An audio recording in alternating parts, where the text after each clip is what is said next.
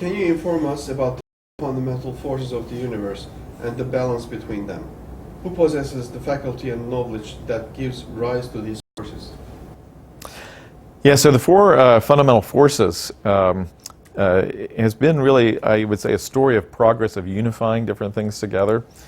So we typically talk about gravity as one of these forces, about the electromagnetic, which is magnetism, electricity, and then two nuclear forces, the weak and the strong force. And so actually, that's been a story of unification. So it used to be that magnetic and electric forces used to be viewed as completely separate. And then with Maxwell's equations in the 1800s, those two were unified into one, which was what we call the electromagnetic force. Then later on in the 20th century, the weak nuclear force was unified in with the electromagnetic force. And so people had the electroweak force. And so then we were down to three. And then now with the standard model, which we talked about before, the strong force and the weak forces are now unified. So you could talk about two forces, the standard model and then the gravity as being the one which is left out. And it's not at all clear how to bring gravity into that picture. But one of the things I would say that has bothered people about the standard model is, again, this presence of tuning parameters. Parameters that are not required by the theory have to be just right to match what the experiments are. And so this gets back to the aesthetic issues of physics. So initially, if you think about history going way back, we had 5 elements, air, fire, water, and so on. It seemed very simple.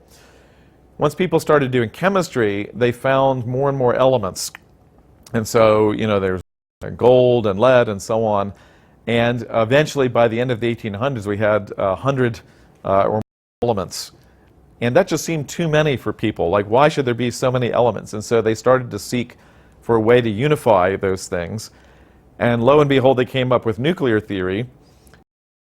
Looked simple at first, just protons and neutrons, just 3 types of particles. And that seemed very nice. Then they continued to do nuclear physics. And they found, well, actually, now there are 100 nuclear particles, not just 3. Neutrinos, kaons, pions, and so on. And once again, it looked ugly. 3 somehow is appealing, but 246 seems not aesthetically appealing. So once again, they found a way to unify these into the standard model and quarks and gluons. And so at first, there was a feeling that this would be very simple, that we would just have 3 colors of matter, and we'd unify everything again. But once again, now the standard model, now we have something like 17 types of particles, each with different coupling constants and forces between them. And for many people, it looks like too many. It doesn't look pretty.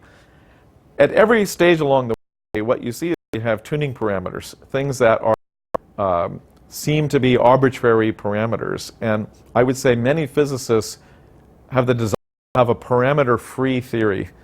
Everything is just required to be the way that it is by pure logic. And what we see experimentally is that seems to be the case, that in fact there are these tuning parameters that are what we could call design parameters. And so in theological terms, you could say what many physicists want to do, and actually Einstein said this explicitly, was he said he would like to prove that God could not have created the universe any other way.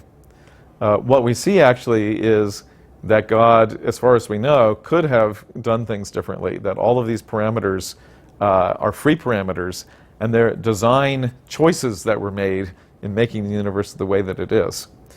And so I just think eventually, no matter how far we go, we will still see that there are these design parameters that are free choices of God that are not required by any kind of logical necessity or geometry or things like that.